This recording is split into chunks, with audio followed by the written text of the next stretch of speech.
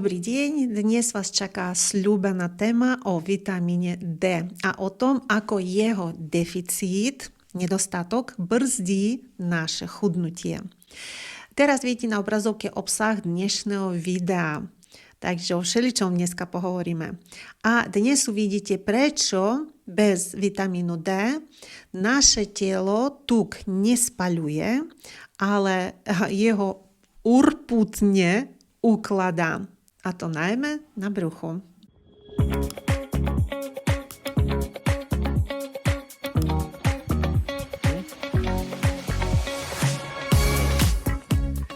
Takže najprv si povieme, na čo vlastne vitamín D je a prečo je taký dôležitý.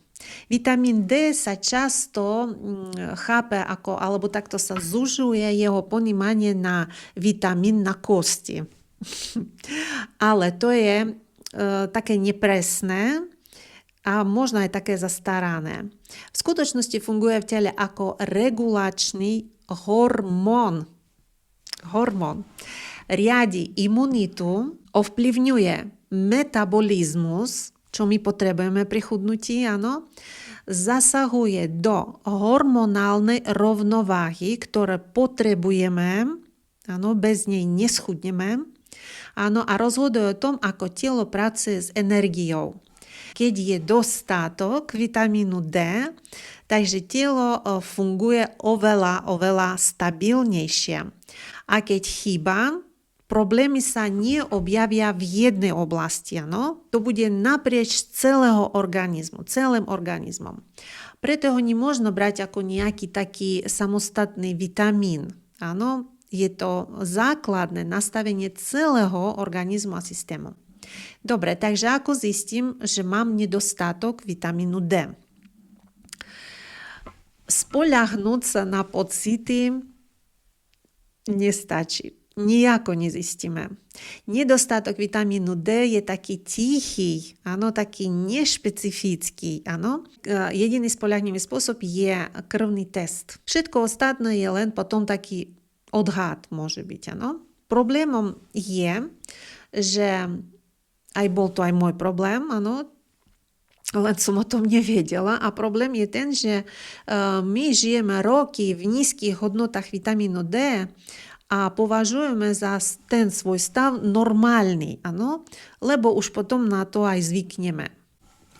Takže aké sú príznaky? Sú veľmi typické. Napríklad patrí sem dlhodobá únava, slabšia imunita, to určite častejšie ochorenia, pomalá regenerácia a problémy s hmotnosťou.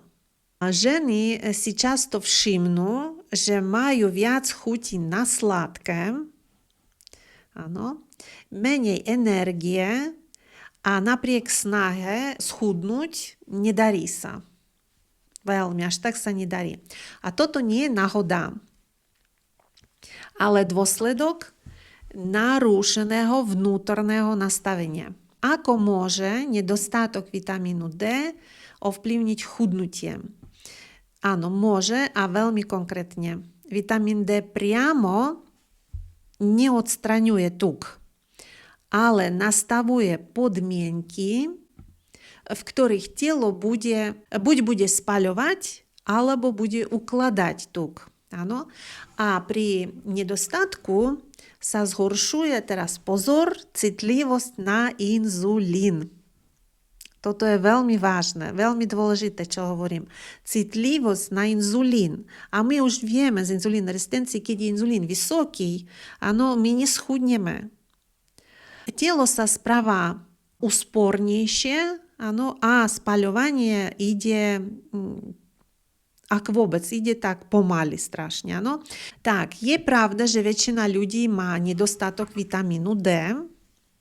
Áno, aj v našich podmienkach je to skôr pravidlo, než výnimka. Na Slovensku a v Čechách máme veľkú časť roka nedostatok slnečného žiarenia. Tak od jesene až do jara, čiže len leto trošku, pár mesiacov. Výsledok je, že veľká časť populácie funguje dlhodobo s nízkou hladinou vitamína D. Ani o tom nevie. Ďakujem. Tolo zdroje vitamínu D. Strava versus slnko versus doplnky. Otázka znie, odkiaľ ho vlastne získam, ten vitamín D. Takže prečo zo stravy prakticky nevieme pokryť potrebu vitamínu D? Vitamín D sa síce nachádza v potravinách, ale v reálnych množstvách je ho tam málo. Áno, aj keby sme jedli učebnicovo správne, zdravo, bežná strava jednoducho nepokrie tú potrebu. Najviac ho obsahujú tučné ryby, vajc, ale tam by ste museli jesť veľké množstva, áno, denne, čo nie je reálne, pretože my chceme aj chudnúť, áno, a dlhodobo to neudržateľné. Pri rastlinnej strave je situácia ešte slabšia. Rozdiel medzi rastlinnými a živočíšnymi zdrojmi, čiže D2 rastlinné a D3 živočíšny zdroj. Živočíšna forma nachádza sa v rybách, vajciach a vzniká aj v koži, keď sme na slnku, áno, sa opaľujeme. Rozdiel je v tom, že ho telo až tak nevyužije ten D2, áno, pretože D2 sa vstrebáva oveľa horšie, áno, a má taký slabší účinok. D3 je lepšie, prirodzenejšia forma pre telo a lepšie sa vstrebáva a vydrží dlhšie v krvi, čo je veľmi dôležité. No a taký výraznejší efekt má. To znamená, že keď aj príjmame vitamín D z rastlinných zdrojov, nemusí mať taký reálny dopad na hladinu v tele. Prečo slnko nestačí v našich podmienkach? Teoreticky je slnko najlepší zdroj vitamínu D. Prakticky to v našich krajinách ako Slovensko alebo Česko je od jesení do jary slnečné žiarenie príliš slabé na to, aby telo vytvorilo dostatok vitamínu D. A aj v lete väčšina ľudí trávi čas kde? V interiére, v kanceláriách, áno, pracujeme, vo fabrikách. Ďalej používame opaľovacie krémy, alebo na slnku je veľmi krátko sme. Výsledok je, že tvorba vitamínu D je nedostatočná, aj keď si myslíme opak. Prečo doplnok nie je doplnok, ale často nutnosť. Keď spojíme všetky tieto fakty, slabý príjem zo stravy, nedostatočné slnko, dostaneme jednoduchý záver. Doplnok je nevyhnutný pomaly.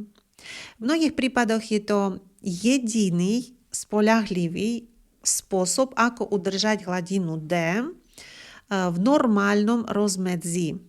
Nie preto, že by sme chceli brať doplnky silou, mocou, ale preto, že moderný spôsob života a geografické podmienky to nám inak neumožňujú. Strava nestačí, zhrnieme to, strava nestačí, slnko teoreticky iba stačí a preto väčšina ľudí bez doplnkov zostáva v deficite. Slnečné žiarenie. Telo síce vie vytvoriť vitamín D zo slnečného žiarenia, áno, ale len vtedy, keď sú splnené podmienky.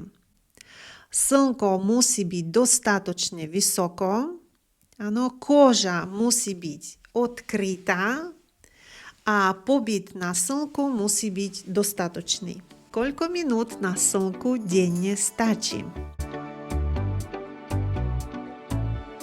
Už žiadne steny, už žiadny chlad. Betón ma volá, vitamín chcem zjať. Tak existuje také jednoduché pravidlo, sa volá pravidlo tieňa. Vyjdete na slnko a pozriete sa na svoj tieň. Áno, ak je krátší ako vy, telo si vie vytvárať vitamín D. Len vtedy. Ak je dlhší váš tieň, áno, ako vaša výška, tvorba vitamínu D prakticky nie je. Áno. A dôvod je ten, že telo potrebuje ultrafialové žiarenie. Áno, takzvané UVB, ktoré k nám dostane len vtedy, keď je slnko vysoko, približne okolo poludnia. Kedy to je? Je to čas medzi 11 a 15:00. Vtedy stačí 15-20 minút na priamom slnku s odkrytými rukami, nohami. Áno, a nejde tu pozor na dlhé opaľovanie, pretože v tomto čase slnko je dosť ostré, áno, môžeme rýchlo sa spaliť. Takže problém vzniká, keď budeme príliš dlho. Toto je veľmi dôležité a treba si to uvedomiť. Ďalšia otázka. Vytvorí sa vitamín D aj cez sklo? Napríklad, áno. Cez sklo vitamín D nevzniká. Sedenie pri okne, jazda v aute nefunguje. Aj plus ešte opaľovacie krémy výrazne znižujú tvorbu vitamínu D. Tak, no a teraz otázka. Hej, má význam v lete využívať vitamín D ako doplnok? Vo väčšine prípadov áno. Tam o dávkach trošku pohovoríme neskôr, áno, ale závisí to od vašeho stavu, áno, a nie od pocitov. Ak sme pravidelne na priamom slnku s odkrytou pokožkou, tá hladina sa môže udržať. Ale ona, keď cez zimu príliš spadne, tak ju veľmi ťažko potom akože zdvihnúť. Preto má zmysel hladinu sledovať a aj podľa toho potom sa rozhodnúť, áno, že koľko brať dávkovanie. Aká je optimálna hladina vitamínu D v krvi? Oficiálne referenčné hodnoty často hovoria, že norma sa začína niekde okolo 50 nanomol na liter. To je ale hranica na prežitie. Pre prežitie, nie je pre optimálne fungovanie. My potrebujeme chudnúť, neprežívať. Áno, v praxe, že ak má telo fungovať dobre metabolicky, hormonálne a imunitne, hladina by mala byť vyššia. Približne v rozmedzi medzi 75 a 125. Takže vidíte. Pod touto hranicou už telo často nefunguje efektívne, aj keď výsledok ešte v laboratórnom teste vidíme, že to je akože v norme. Tak, a to je presne ten problém. My si myslíme, že to je v poriadku, keď vidíme to číslo, ale reálne fungujeme na spodnej hranici. Čo znamená výsledok? Napríklad 50 nanomol na liter versus 100 nanomol na liter. Rozdiel medzi týmito hodnotami je zásadný. Aj keď na papieri to vyzerá ako také malé číslo. To je rozdiel. Hodnota okolo 50 znamená, že telo má vitamínu D len toľko, aby pokrylo základné funkcie. Je to minimum a nie je to komfort, ktorý potrebujeme na chudnutie. Aj na život, nielen na chudnutie.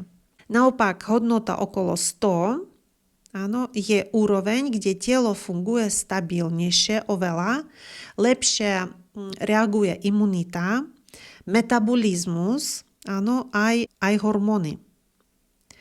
Tak inak povedané, že 50 je prežívam a 100 fungujem. Veľa žien funguje práve okolo tých 40-60 a nechápe, prečo sa cítia unavené alebo prečo sa váha nehybe. Môže byť príčina v tom. Určite je viac príčin, ale toto môže byť jedna z tých. Kedy má zmysel si dať vyšetriť vitamín D? Zmysel to má vždy, keď sa snažíte riešiť nejaký dlhodobý problém a výsledky neprichádzajú. Najčastejšie situácie sú únava, slabá imunita, stagnácia hmotnosti, sa nedarí schudnúť, hormonálne nejaké problémy, ano, alebo podozrenie a sme tu pri inzulínovej rezistencie. Áno, alebo ešte môže byť problémy so štítnou žľazou. Ja mám aj jedno, aj druhé. Takže dá sa s tým schudnúť. Rovnako má význam sa testovať na jeseň alebo v zime. Áno, keď sú prirodzene nižšie hladiny. A ak už vitamín D doplňate, má zmysel skontrolovať, či dávka, ktorú beriete, má reálny efekt. Áno, veľa ľudí berie doplnky naslepo, lebo niekde počuli, že toľko to treba brať, tak pôjdu, kúpia a začnú brať doplnky, a čo nie je správne, pretože môžeme si aj ublížiť. Takže ako často kontrolovať hladinu? To závisí od situácie, ale základ je jednoduchý. Ak začnete doplňať vitamín D, kontrola mala by približne prísť o 3-4 mesiace. Neskôr. To je reálny čas, keď hladina reálne sa môže zmeniť. A ak už máte hladinu stabilnú a v dobrom rozmedzi, áno, ktoré vám vyhovuje, stačí kontrola raz za rok. Áno, ideálne po zime. Problém je, že väčšina ľudí si nekontroluje vôbec. Áno, toto je veľmi dôležitá vec. Ja som to tak zistila, dá sa povedať náhodou, pred 4 rokmi, že mám nízku hladinu D. Nekontroluje vôbec a potom fungujeme roky v deficite bez toho, aby sme vedeli, prečo sme stále unavené alebo sa nám nedarí schudnúť. Dnes sme prebrali základy, zdroje a to, prečo je slnko taký dôležitý hráč. A to je len začiatok. V druhej časti videa budeme rozoberať dávkovanie. Pozrieme sa na špecifické stave, ako sú IR, inzulínová rezistencia, stav, keď telo nevie spracovať cukry, hypotyreóza, znížená funkcia štítnej žľazy, menopauza. Vysvetlíme si priamy súvis medzi D-čkom a vypadávaním vlasov či metabolizmom. A na záver si povieme tie najčastejšie chyby, ktorými si zbytočne brzdíme výsledky.